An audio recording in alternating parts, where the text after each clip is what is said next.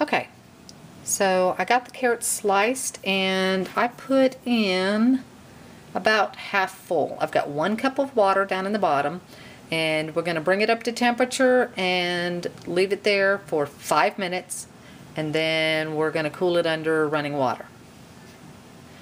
I'll show you when we get there. Okay, with the pressure cooker, you'll know it's gotten up to pressure because the little silver thing there in the middle, I forget what it's called, pops up. It's down when it starts, and then it pops up, and then it's building pressure inside, and pretty soon you'll start to see your little weight start to wobble. And when that weight starts to wobble, then we'll time it 5 minutes. Okay, and now the weight has started to wobble, and we'll count down 5 minutes from now. Okay, and now I just put it under running water to cool it. And vegetables, most vegetables you cool down in this manner. Unless it tells you to let it cool on its own accord, then you can go ahead and stick it under some running water.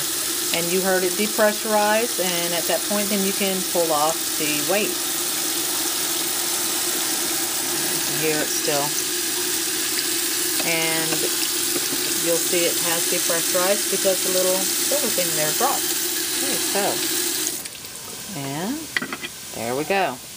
Now, I'll have to turn this off, turn it back on so that I can get the lid off. Okay, so here's the carrots now, and we're going to check. Oh yes, they are super soft, because that's what you want. You want them really soft because we're going to puree them and then dehydrate them and then powder them.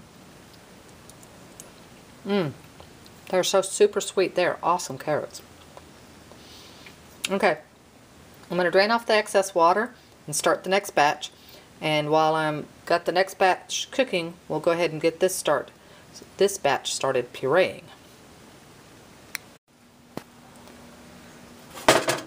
Okay, so we've got the first batch in the blender, second batch is getting ready to get started. 1 cup of water again.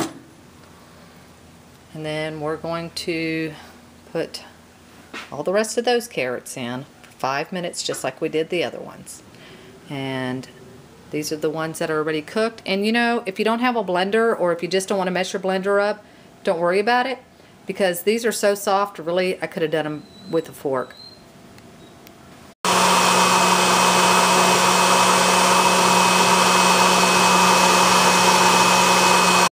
Oh my gosh, these carrots are so good. I wish I would have really gone ahead and bought, I don't know, maybe 40 pounds of them. But these are pureed, so I'm going to go ahead and put them on the dehydrator with my Paraflex sheets. Okay, so I got my Paraflex sheets on my drying trays. And the key with anything when you're dehydrating is, of course, to make it as thin as possible, especially when you have any type of fruit roll-ups, purees and stuff. But these, we are going to dehydrate them until they are really dry and brittle. And once we do that, then, like I said, we're going to break it up, and then we're going to puree them in a little mini coffee grinder. Oh, look, just in time, the other batch is done. Okay, we're going to dry the carrots at 125 again until they are completely dry, so that when I pick these up, they're just going to crumble. It's not going to be like a fruit roll-up. We don't want them flexible, we want them dry. So let me get to going to the next batch, and I'll get back to you when they get to the point where we're going to pull them off of the dehydrator. Okay, it's been about 4 hours, and I was checking the carrot puree. And this one, as you'll see, is already dry to the touch on the top, but on the back side, well, I think these are actually dry on both sides, but I'm going to go ahead and peel them off and just put them directly onto the mesh screens. Peel them off of the Paraflex. Put them straight onto the screens and let them dry a little bit more before I get ready to grind them. Okay, so here's what the pieces are look like. You'll see they're thin and they're brittle and they just kind of crack apart, and that's what you want. And just in big sheets here, and crumble it up. So there's a couple of others that were almost there, but you'll see there's still a couple of areas where it was kind of flexible rather than brittle. So we'll let those go a little bit longer. And we're at about 6 hours right now. Maybe a little bit less, but right about 6 hours. Okay, in this jar is roughly 15 pounds of carrots. I had 2 trays left. I figured there was about a pound on each tray, and I went ahead and I dehydrated those, or I didn't dehydrate them, but I ground them after they were dehydrated already, and those 2 pounds have now turned into this. So there you have it. 15 pounds, 2 pounds.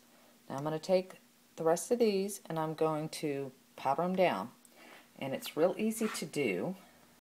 Okay, sorry, my camera that I put on the tripod, I killed the battery yesterday, so it's recharging. So I just take these, and this is just a regular coffee meal, but it works great. I use it for pureeing the sweet potatoes and everything else. If you have a food processor, yeah, it's going to make faster work out of this, but this is enough for me. I just don't like to be taking up all that space with a food processor. So, and you'll see these came out. I mean, they're like paper thin here. See, they just snap, and that's what you want. You want it dry like paper, like parchment that's been over baked. Okay, and we're just going to stuff that full, and then we'll put the little lid on here, and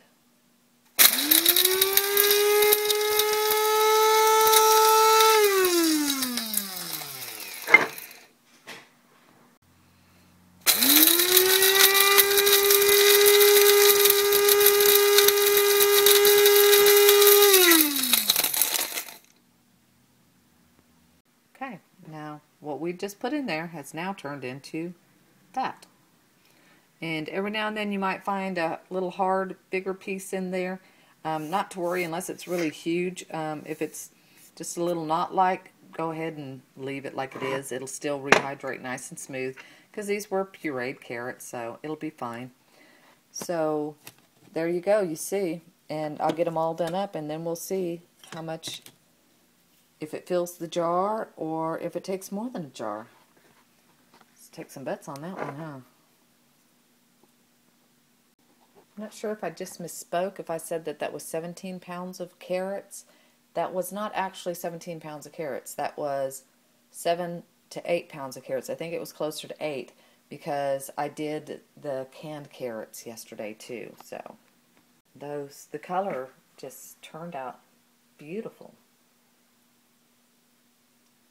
So yeah, out of the 17 pounds of carrots, I canned 12 jars.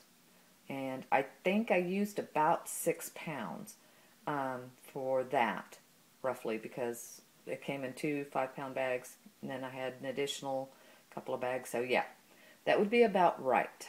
The goal is, can we fit the, I think, 8 pounds into there. Now, I will warn you about one thing.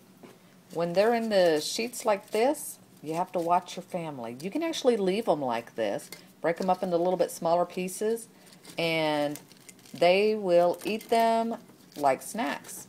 And even my dog, I have to watch him. Little Burr, he likes to have a little snip of carrots. He loves carrots actually, but he really likes some like this. And these just happen to be, like I said, because they were juicing carrots, a really, really sweet batch. So they are awesome. They were like candy, and I kept seeing hands going into the jar last night. And so keep an eye on your family. They might want to eat them just like that, and that's fine. Really, any way that we can get them to eat their vegetables is good. Okay, we fit them all in there with room to spare. So now the test comes. Let's rehydrate some and see how they turn out. Okay, so one of the things we need to keep in mind is that this is roughly 7 pounds or more of carrots. So when you go to feed it to a baby, keep that in mind when you're rehydrating, okay? So really a couple of little teaspoons would do the job. So just, and what I used was not even really a teaspoon, so it's very small. We'll move that out of the way. We're going to add hot water just as needed, okay? So very slowly, be patient, okay? Oh, wow. Just amazes me how they come back just so perfectly. Just like the sweet potatoes. And then basically, how thick, how thin is completely up to you. If I was feeding it to, depending on the age of the baby, I would do it a little thinner. Let's see. So, ooh, wow, that kettle was hot. So keep that in mind. This was just 2 little bitty teaspoons, and it could still use a little more water.